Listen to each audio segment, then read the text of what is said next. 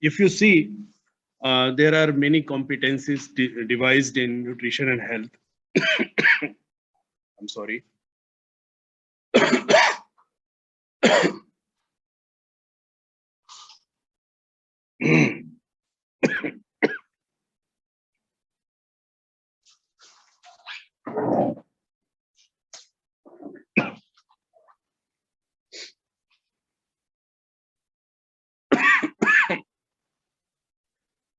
Competency number one in nutrition and health is 5.1, and that says describe the common sources of various nutrient and special nutritional requirement according to age, sex, activity, and physiological condition. So actually, this competency number one was devised by NMC, and afterward, we in the department had worked out and actually, break this competency into various objective, and these are the objective. Describe the concept of RDA, explain the proximate principles and various things so that we can justify the competency number 5.1. So accordingly, so in this competency, we may take up maybe 3 or 4 or 5 lecture. And today I'm going to actually, discuss about basic thing that is mainly limited to RDA. So for today's actual learning objective is to explore the perception about nutrition and to describe the relationship of nutrition with good or bad health, to describe the concept of RDA and limitation, and to analyze the utility of energy based on nature of work. Okay, so because this is a basic lecture, I have no much understanding about your batch and your level of understanding in nutrition, but I'm very much sure you must have some basic understanding about nutrition. And the first issue is about your perception. If it had been our on-site class, then it would be much better. I would have asked this question, like, why should we know about nutrition and what is the role of nutrition on health? These two questions are in fact combined type of question. And by answering this question, you can understand the importance of nutrition, and I can perceive how much you know about. So what is happening many a time when we medical professional, when we are working and having actually, the working with our knowledge of pharmacology, knowledge of medicine, and sometimes many of us are having such feeling that no matter whatever you eat and how much is your blood sugar level or hypertension, we can easily control everything based on the different pharmacological combinations are available with us.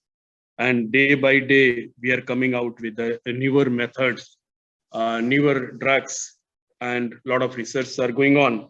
So we can definitely do justice, and our medicine can definitely play a large part of, to control this chronic metabolic diseases. But actually, this is not true. So, as you know, most of the chronic diseases after around 18 to 20 years, they are actually leading for some serious kind of complications. If you take the name of diabetes, there is a diabetic nephropathy, cardiopathy, gastropathy, neuropathy. I mean, there are so many things are available, and so many complications are seen. And unless you control it fully, or very good control is there, otherwise, after 10 years of diabetic history, people are in this era, what I have observed, people are developing many complications.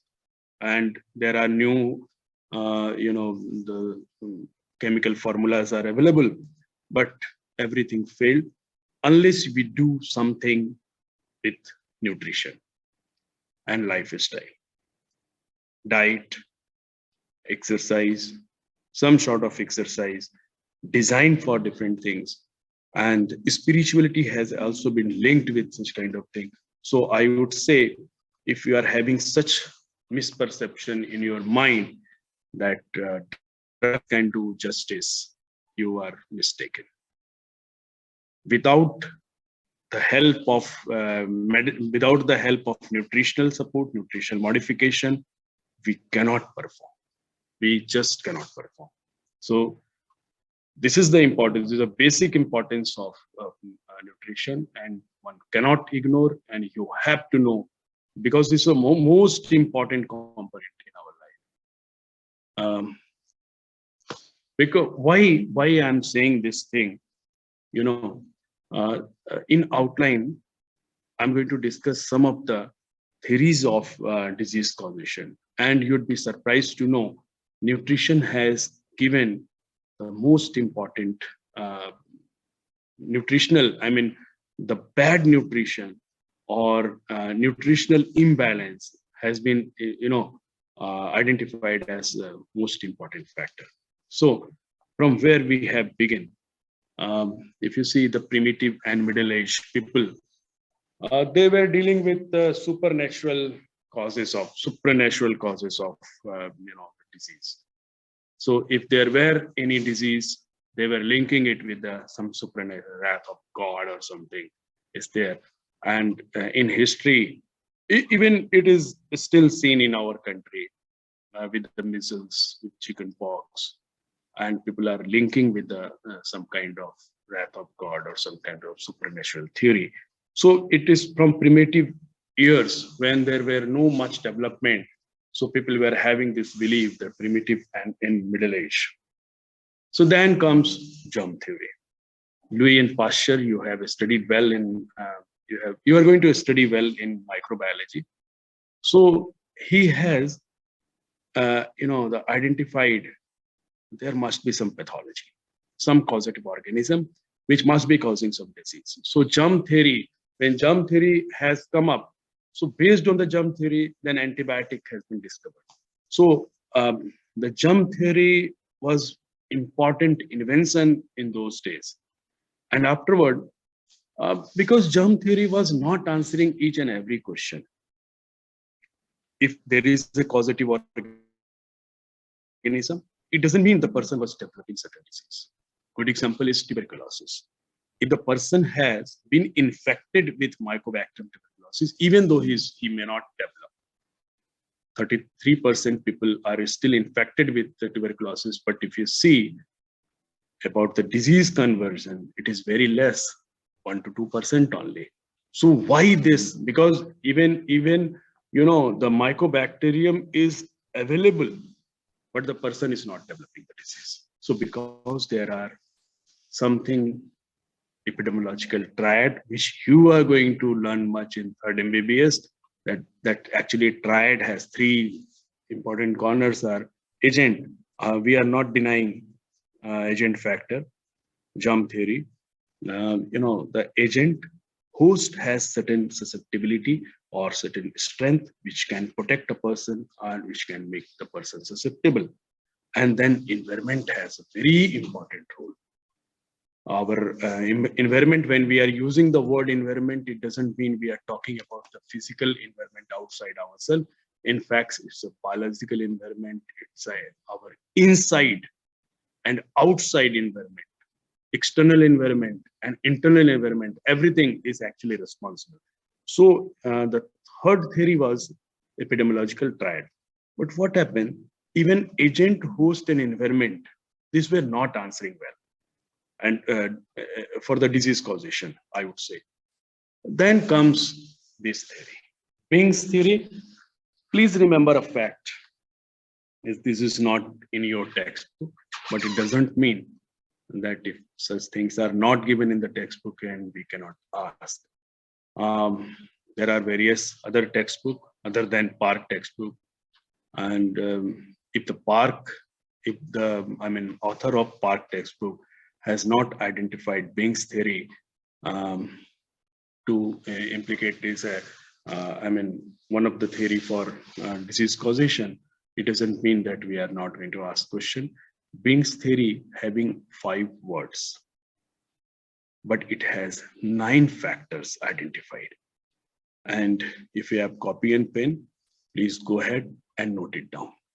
B stand for 2 factors. First, B is biological, our inner being, our biological factor, and B stand for behavioral factor, our lifestyle. So our biological factors are responsible for any causation of disease. Then another B is behavioral factor, that lifestyle. I stand for immunological factors. So immune deficient, some people are immune deficient, some people are immune resistant.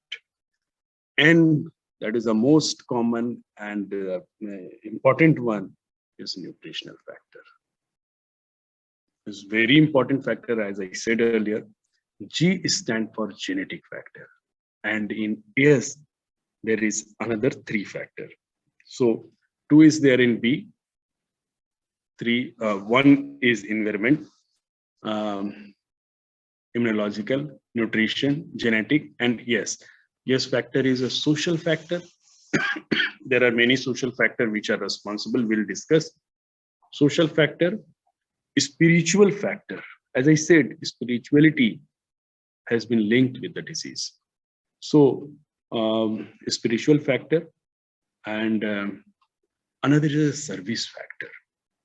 If services are not properly available to us, this may cause certain diseases.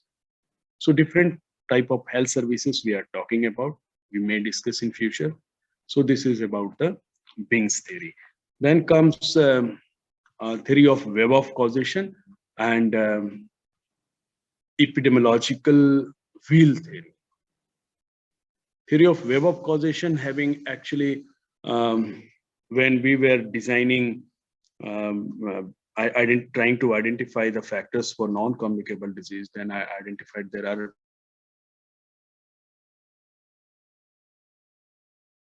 many other responsible for, there are many, is a kind of web.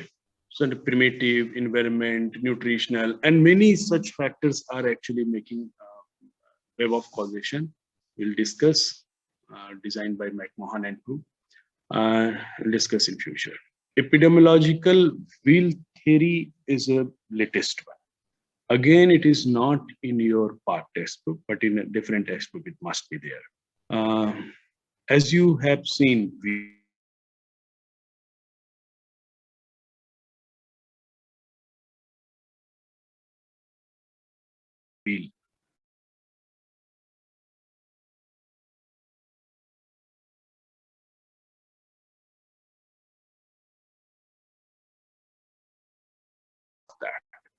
And in spoke, there is actually environment. In environment, 3 environmental factors have been identified. One is a social factor, biological factor, and physical factor. The social, biological, and physical factor is actually the spoke, and the spoke is part of that environment. You can understand in this way. So this epidemiological wheel theory, Bing's theory, many a time we are asking short answer question for you from batch of second MBBS, because we have to take internal examination. At least phase wise, we have to take 2 examination. So many a time this is a part of. So that time many of the students are having this comment that we have no idea about the wheel theory, then how could we answer? It's not in actually, but it has been discussed. Okay, so this is outline about the theory of disease causation. You can understand the nutrition is the most important one in this. So that's why, if you see history, father of medicine, Hippocrates, was giving a lot of importance in those days for nutrition. What type of food to be offered to the person who is obese, person who's having some chronic diseases, that was being mentioned. The diet was always important part of his prescription writing. The term nutrition is derived from a Latin word that is a nutritic, meaning nourishment. Nutrition science defined as the science of foods, nutrients, and other substances therein, their action, interaction, and balance in relationship to the health and disease. So this nutrition is complete. Even these processes by which the organism ingests, digests, absorb, transport, and utilizes nutrient and dispose of their end products. This all are in fact part of nutrition. So significance of nutrition. Why should we know about nutrition? Because we are not learning anything if it is not linked with our career, our future studies. Nutrition is required for growth, development, and maintenance of normal function. Everybody knows about it. And if you see, undernutrition contribute to 60% death among under 5 children. If you see the WHO literature, it nutrition, and because the nutrition is center of most of the causes of death among under 5. It is there in center. So 60% of death among under 5 children is because of poor nutrition. In India, more than 85% children, you'd be surprised to know, how could 85% of the children in India suffer from malnutrition? Please do remember, this is a fact. Around 44-45% children are having mild malnutrition. 38% children are having moderate kind of nutrition problem. 4% around are having severe kind of severe malnutritional conditions is observed. So this is why, and when we'll deal with the malnutrition, that time we'll tell you that what is the distribution of malnutrition in various states. You must be thinking that those states which are rich, which are economically developed and prosperous, there may not be a problem of nutrition. You are mistaken. Nutrition, the biggest problem of nutrition is ignorance. In most of the developed states, including Gujarat, I would say a lot of nutritional problem is seen, even though we have a lot of resources. And the another one is a eye-opener for many of the male students. They must be thinking that males cannot be, anemic. You are mistaken again. 55% man and 75% non-pregnant, non-lactating women are anemic in our country, and that's the nutritional anemia that is directly linked with our nutrition, nothing else. A strong association between undernutrition and morbidity and mortality has been observed in various kinds of research. So significance of nutrition is very, very large on our health. And diet and poor nutritional status associated the coronary artery disease, hypertension, type 2 diabetes, and many cancers. It is very well known to everyone. Obesity is associated with a higher risk of developing cancer breast, colon cancer, endometrial cancer, gallbladder, esophagus, and pancreas. A lot of the cancer cases has actually increased in recent last 30-40 years because our diet, our living style, our prosperity is actually directly linked with all those kind of things.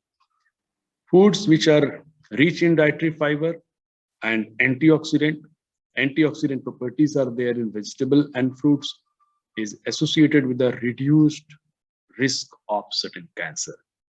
And unfortunately, in our diet, in your uh, daily diet habit, if you observe, and we have studied it thoroughly, and many people have studied. We have actually studied in our part in Charottar area, and many people have actually,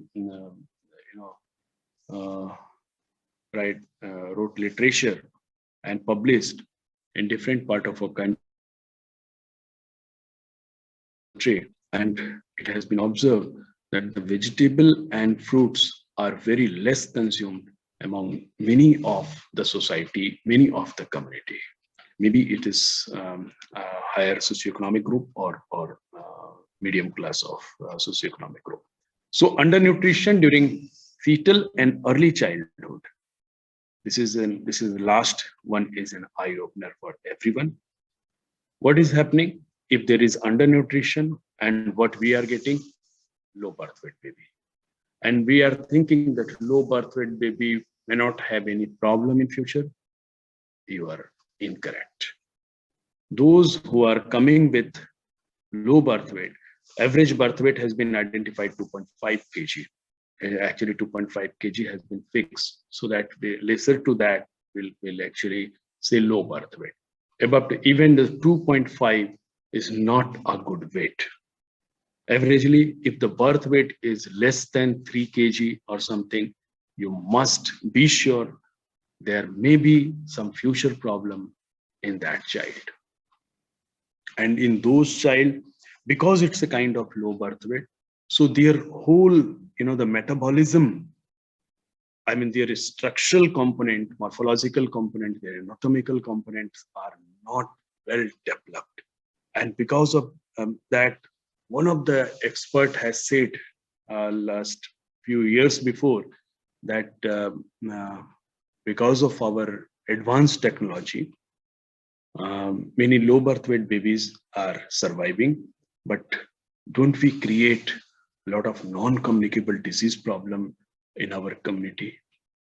I mean, we are creating more number of disabled person in future generation. We are adding every day. We are adding. So undernutrition during fetal and early childhood is known to be associated with chronic degenerative disorder. So initially, it may not be very much marked, but in future, it is linked with many degenerative disorder in later life. So be sure and be very understand very what is the importance of nutrition in our life. Not only in later life, even the fetal life, from fetal life to early part of childhood, adolescent, toddler, and for everyone, what I believe. So knowledge of nutrition among medical people is the most essential, I must say. What is food? So in offline class, somebody must have answered. Food is a substance eaten or drunk to maintain life and growth. The food are generally classified into cereal, you know everything, wheat, rice, maize. Cereal has two components, cereal and millet. Traditionally, we people were mainly consuming millets. In traditional thing, if you can see the bajri, maize, bajri, ragi, such kind of thing. In current era, it is very difficult to find out where the ragi flour or bajri flour you may get, because we have shifted to the wheat flour. Because the preparations, I mean, making dough and chapati from wheat flour is a very easy. And those things which are coming with the easy things in life, having some problem. So cereal, legume, eats vegetables, fruits, milk and milk product, and flesh food, fish, meat, chicken, and eggs. What is diet? Diet, what the person habitually eat or drink. that is known as diet. So food is a substance that is eaten or drunk to maintain life. Fine.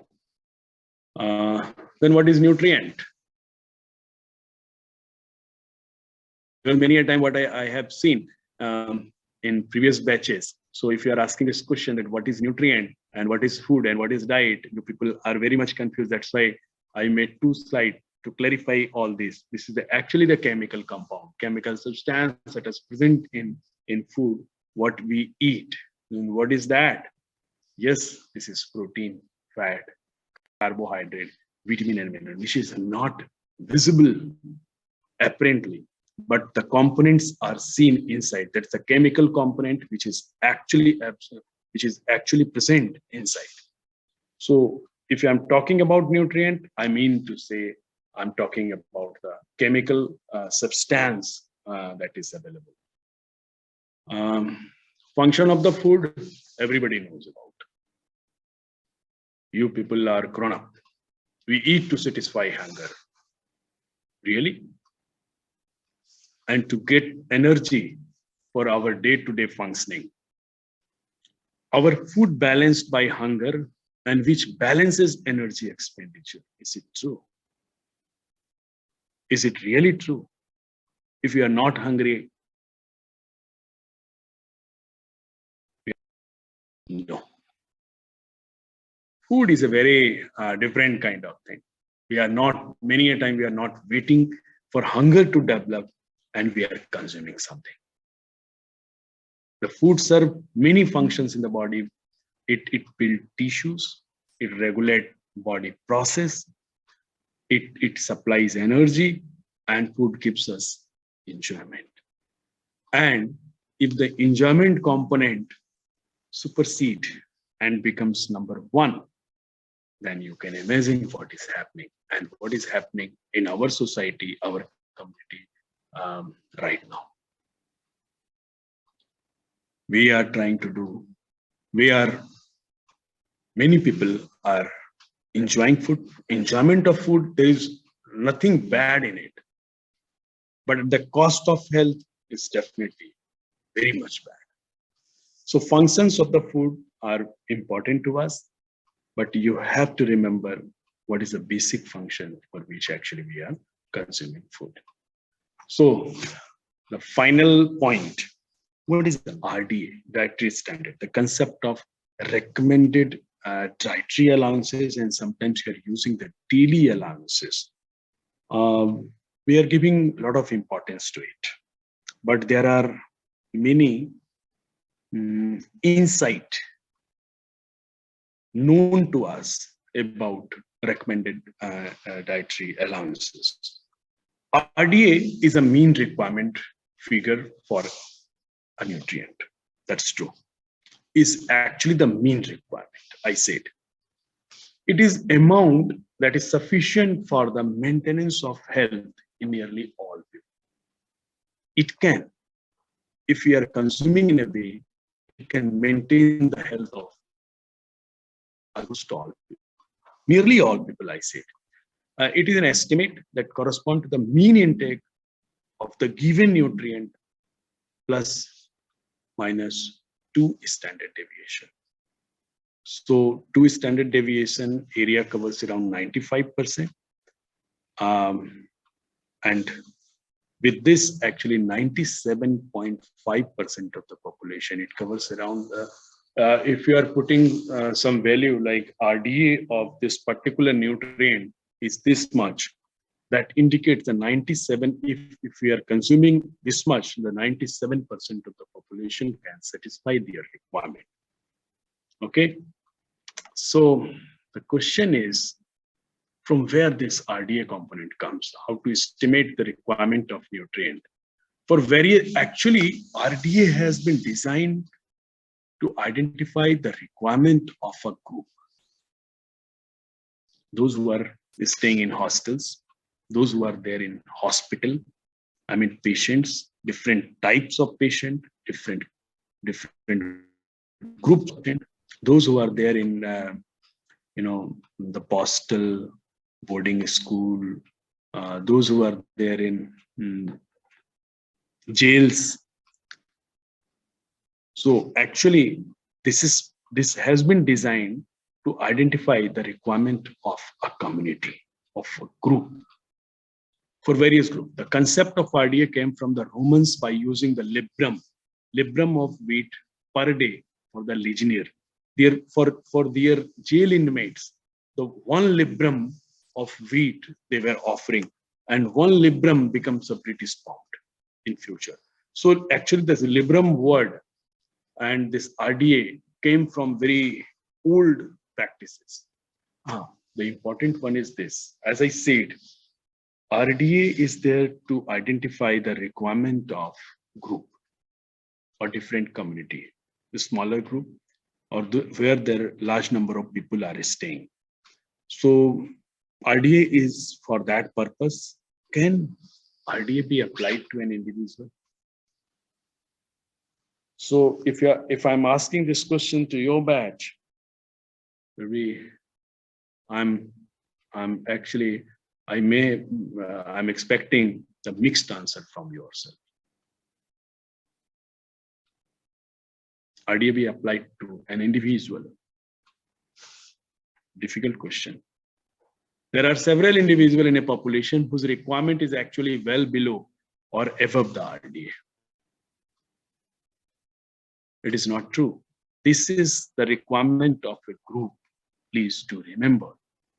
And if it is applied to individual, it is not a good idea, because requirement of individual is actually based on the actual function of that person. Population whose requirement is actually well below or above the RDA.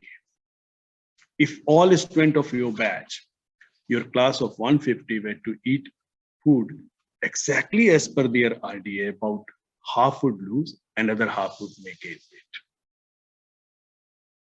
So this is a first session is for concept building. Please do remember, we are using the word RDA. We must use. But for individual application, it is very difficult to prove. Why?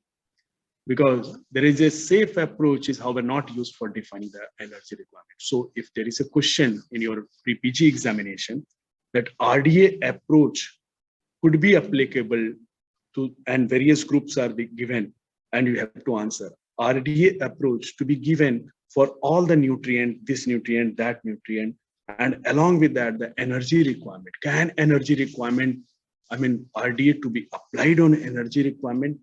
In your textbook, it has not been mentioned. Plus, please remember, for energy requirement, RDA is not applied. Because energy requirements, it depend on age, sex, our body size, our basal metabolic rate, and degree of physical activity. What type of physical activity you perform every day? What is your BMR? Many a time, many people are asking this question to me. So the person is very lean and thin, consuming good amount of diet, but he's not becoming obese. Why? So I have not many answer associated with such condition, but I would say, if you study the BMR of that person, you'll identify the BMR of that person may be very, very high. So his energy requirement, whatever he is consuming, is just able to satisfy his basic need, basic calorie requirement per day. So this is one of the answers. There may be many more. As I said, there are many factors which are determining, but this is one of the truth. So our age, sex, body size, BMR, and degree of physical activity all actually decide our energy requirement. So what is basal metabolic rate? Some of you must be aware about basal metabolic rate. Even when individual at complete rest, no physical work is carried out, the energy required, it is about 60 to 70% of the total requirement. And in terms of figure, we would say this is around 1 kilocalorie per kg per hour, or 40 kilocalorie per kg body weight for male and 36 kilocalorie per kg body weight for female. This is the average requirement of any individual. Averagely, and this BMR part is 60 to 70% of the total weight. So if a student having weight 60 kg and you are applying this formula 40 kilocalorie per kg, so is around how much is the basal, how much the total calorie is for there in BMR? BMR will include around 2,400 kilocalorie, and that 2,400 kilocalorie is just 60 to 70% of his total calorie requirement per day. So this BMR may be high in some of the condition, and this BMR may be low in some of the condition. It is actually the genetic component, genetic part of the study. So you can remember, and remember, this is not given in your textbook, but this is for your concept building. And please remember, please write down somewhere, and must remember the fact because we are asking questions. Classification based on physical activity, energy requirement. Whenever we are asking question, energy depends on what?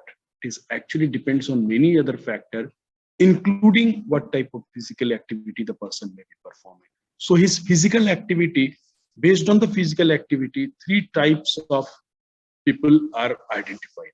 One is a sedentary, moderate, and heavy worker. Essentially based on occupational activity. Basically, this is an occupation, but it's not absolute one. Okay, and this has been identified. Like for male, sedentary worker, they are in need of 2,400 kilocalorie. Moderate class of worker may be around 2,800 kilocalorie, and heavy class of worker, they may be in need of 3,800 kilocalorie. And similarly, among female, around 200 kilocalorie and around 3,000 kilocalorie, respectively, for sedentary, moderate, and heavy class of work. So the next question is, who are sedentary workers?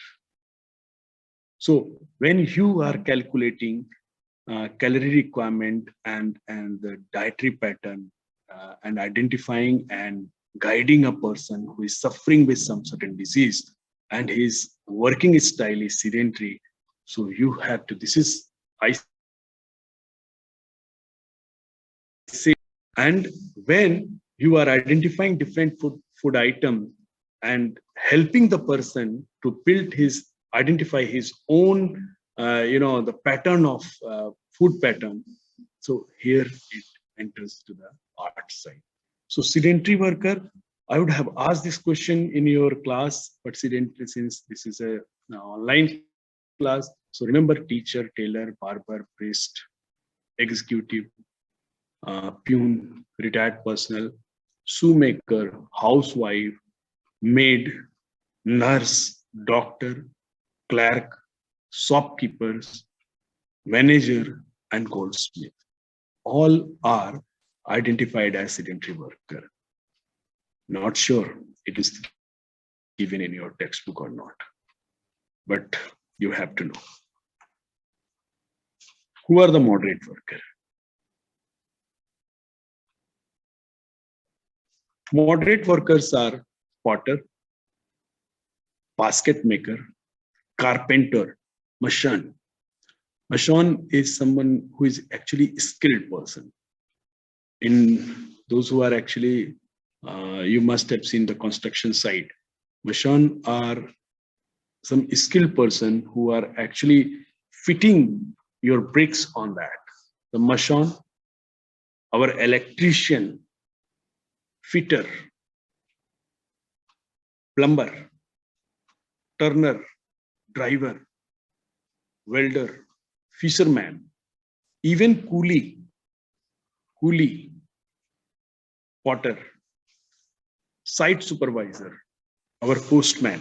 Those who are actually, we are surrounded with such people in our day-to-day life. So these people are moderate kind of worker. Then who are the heavy worker? Stone cutter, blacksmith, mine worker, wood cutter, farm laborer, and army soldier. Because army soldier are performing a lot of physical activity, so that's why they have been kept in heavy class of worker. So most of us belongs to the sedentary class of worker, and being women, a lady can consume around 2000 kilocalorie per day, and being adult man, you are consuming how much? 2400 kilocalorie around. So sedentary class, but remember, if you are really performing well, if you are really working hard, if you are playing some type of sports every day, your calorie requirement is increased because of your physical activity. So you cannot establish this your calorie requirement based on the class of work you are, class of worker you may be, like sedentary, moderate, or heavy. So even though we are sedentary class identified, but based on our activity, based on our different kinds of activity, we can shift ourselves to moderate class of worker, and our calorie requirement may be little more. What is device? This device are there in general for everyone to understand. I hope it's clear to your batch. And from the next time, we'll actually enter on proximate principle. This time it was identified, but unless we are dealing with the basic concept, it is very difficult to progress further. So I'm really thankful to your batch. Still we have 10 minutes and I'm ready for certain question answer. And I can even summarize all those things. So in chat, I'd be happy to answer if someone of you is writing something, because this is a basic lecture to provide you basic concept about nutrition. So I know it is very difficult for you people to concentrate on online mode of lectures, but sometimes we have some limitation. I'm very hopeful that looking to the current condition of pandemic, very soon you people would be there in the campus. I'm very hopeful, based on my scientific equipment and my understanding with the subject, very soon you would be there in the campus.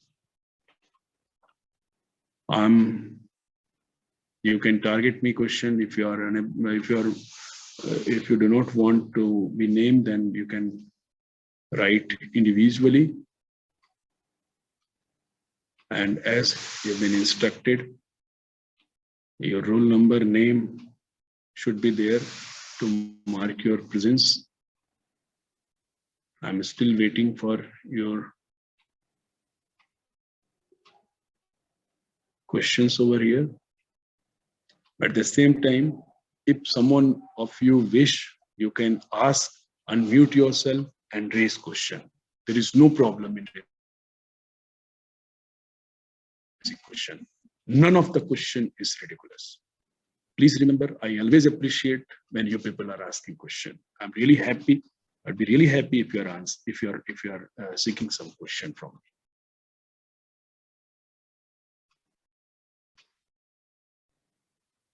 Anyone? कोई नहीं? Yeah, Rutam Vaishnav. Yeah.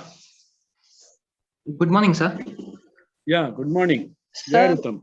I came across a term hidden hunger. which meant deficiency of minerals and vitamins. True. So I had the question that suppose if a person is eating junk food all the time Mhm. and not attaining the normal protein and calorie as well. I mean, protein in particular. So does this also come under the title of hidden hunger? Actually, hidden hunger, na, this is a new word, and it has not been defined very well. But as you said, I can understand your question. You are trying to raise question for those people who are actually consuming junk food. Um, actually, uh, in my sixth or seventh lecture, I'm going to address this component. But for because you have raised this question, what is happening? Those who are consuming junk food now, there are certain metabolic changes seen in their gut, and what type of actually the satiety, because in first MBBS you must have understand about the satiety center and hunger center.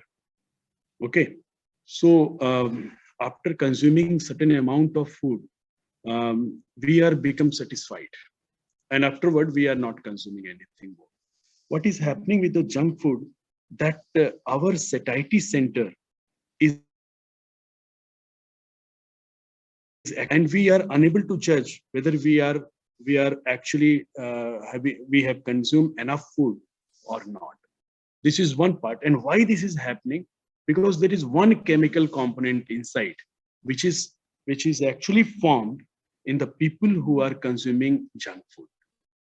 And because of that, many people who are consuming junk food, they forget about their satiety. Their satiety center is shifted, and because of that, actually they are consuming more. So one particular chemical is there, and if you can identify that chemical, I'm giving you homework for that. And I'll answer this question during your sixth and seventh something when we deal with such kind of condition. Okay, so this is a kind of hidden hunger which has been observed in the people those who are consuming junk food, and this is a bad part of junk food. Okay, sir. Thank you, sir. Okay, Rutam, thank you very much. I'm happy that you have raised question. Thank you, sir. Any more question?